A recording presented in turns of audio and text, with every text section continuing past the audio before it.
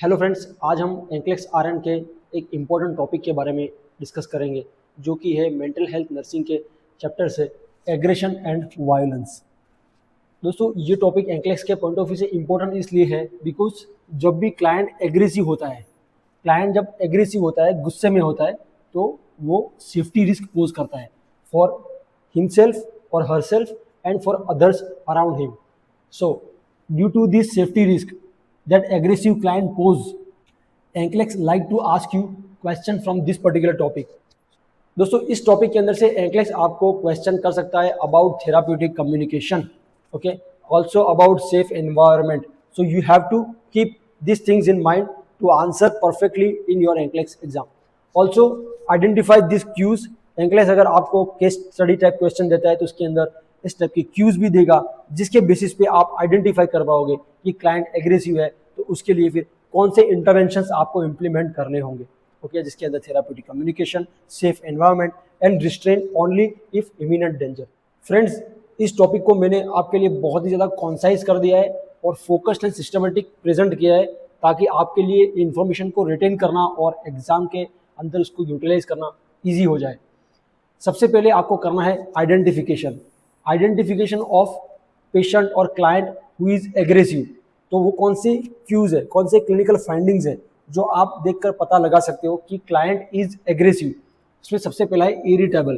Client आपको चिड़चिड़ा, irritable नजर आएगा, पेसिंग करेगा, वो एक जगह पर शांति से बैठेगा नहीं, वो दौड़ता रहेगा, इधर उधर भागता रहेगा, उसको बोलेंगे pacing.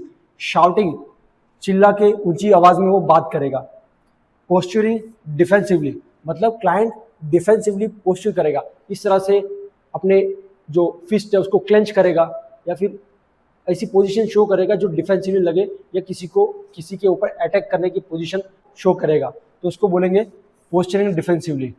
Violence toward other objects, मतलब क्लाइंट एग्रेशन की वजह से, गुस्से की वजह से अपने रूम के, हॉस्पिटल के जो ऑब्जेक्ट्स है, दरवाजे है, विंडोज है, उसके ऊपर बैंग करेगा, पंच मारेगा, उसके ग्लासेस को तोड़ देगा। तो इस तरह का बिहेवियर देखिए, then you will be able to identify the client as aggressive client. Understand? अगर एग्रेसिव क्लाइंट आपको नजर आए तो आपको अर्ली इंटरवेंशन करने हैं और डी एस्केलेशन टेक्निक का यूज करना है ताकि आप क्लाइंट को सेव कर पाओ, क्लाइंट के आसपास दूसरे जो पेशेंट्स है उसको सेव कर पाओ और you can protect yourself as well. तो सबसे पहला काम आपको जो करना है वो है थेराप्यूटिक कम्युनिकेशन। थेराप्यूटिक कम्युनिकेशन के अंदर आपको 3 काम करने हैं। कामली बात करनी है क्लाइंट से, शांति से, नीची आवाज में क्लाइंट से बात करना है। वैलिडेट द फीलिंग, क्लाइंट की फीलिंग को वैलिडेट करना है। अब आप क्लाइंट की फीलिंग को कैसे वैलिडेट करेंगे? Tell them about what they are feeling. आपको पता है कि क्लाइंट एग्रेसिव है, क्लाइंट गुस्से में है, तो जस्ट उसको आप बोल देना है। आप क्लाइंट को बताओगे कि I understand that you are feeling angry, I understand that you are feeling nervous. इस तरह से क्लाइंट की फीलिंग को आप एक्सप्रेस करोगे, आप वर्बलाइज करोगे अबाउट द क्लाइंट फीलिंग। तो इस तरह से वैलिडेट करना है। तीसरा काम जो थेराप्यूटिक कम्युनिकेशन में आप करोगे वो है सेट द लिमिट्स। क्लाइंट की जो बिहेवियर है उसके ऊपर लिमिट लगा दो ताकि क्लाइंट आपको या किसी और को हार्म ना करे। उसके लिए आप क्लाइंट को कुछ स्टेटमेंट्स कहोगे जैसे कि it's completely okay to feel angry but it is not acceptable to harm others और it is not acceptable to harass others verbally. इस तरह के स्टेटमेंट्स आप बोलकर क्लाइंट के बिहेवियर के ऊपर लिमिट लगा सकते हो जिसकी वजह से आप क्लाइंट को और उसके आसपास दूसरे पेशेंट्स को और अपने आप को सेफ रख पाओगे। नंबर 2 जो काम करना है डी एस्केलेशन के अंदर वो है सेफ एनवायरनमेंट। आप क्लाइंट के लिए भी और अपने आप के लिए भी सेफ एनवायरनमेंट प्रोवाइड करोगे। उसके लिए सबसे पहला काम है वो सेफ एग्जिट। आप जब भी क्लाइंट के पास होते हो, जो क्लाइंट एग्रेसिव होता है उसके पास आप होते हो, उसकी केयर कर रहे होते हो as a registered nurse, then you always think about your own safety. तो दोस्तों, सेफ एग्जिट का मीनिंग ये है कि आप अपने लिए वे आउट बना के रखिए, एक डोर आपके लिए सेफ रखिए जहाँ से आप इमरजेंसी में एग्जिट कर पाओ in case of client becoming violent, physical violence में क्लाइंट इन्वॉल्व हो जाए, तब आप इमरजेंसी में एग्जिट कर पाओ। उसके लिए सेफ एग्जिट बना के रखना है। दूसरा काम आपको जो करना है in safe environment, move away in काम, मतलब क्लाइंट को आप एक काम एनवायरनमेंट के अंदर मूव कर लोगे। सेपरेट रूम होगा जहाँ पर कोई शोर शराबा नहीं है, जहाँ पर एनवायरनमेंट शांत है, काम एनवायरनमेंट है वहाँ पर क्लाइंट को आप शिफ्ट कर लोगे।